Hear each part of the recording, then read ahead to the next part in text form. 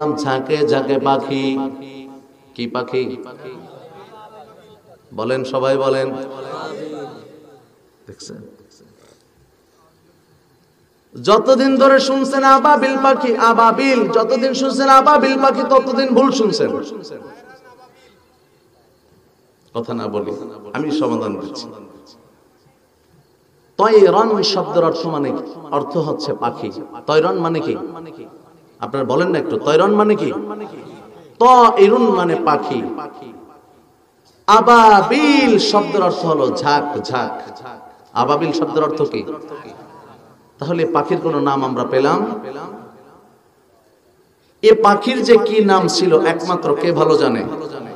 জোরে বলেন না। আমরা জানি না ভাই, এটা ভুল কথা। আপনারা যতদিন জানছেন যে আবাবিল কোরআনের ভিতরে তো আছে, আপনি আজকেই বাড়িতে যাবেন, আপনি কোরআন খুলবেন, অর্থটা খুলবেন, দেখবেন ওখানে লেখা আছে ঝাঁকে ঝাঁকে পাখি কুল আল্লাহ প্রেরণ করলেন। সুবহানাল্লাহ বলেন। বাইতুল্লাহর চতুর্পাশ দিয়ে কিছু পাখি উড়তেছে, দেখলাম ভিডিও ক্যাপচার করে এটাকে এর ক্যাপশন দিছে, বহুদিন পরে 1400 বছর পরে আবার আবাবিল পাখি দেখা গেল। আমি মনে মনে কই, ছাগলের দল, তোর বাপের 14 পুরুষ কোনদিন আবাবিল দেখছে, তুই আবাবিল কস?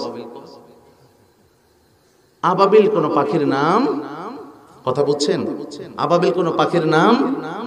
এটার যে কি নাম এটা একমাত্র কে ভালো জানেন? আমাদের জানার দরকারও।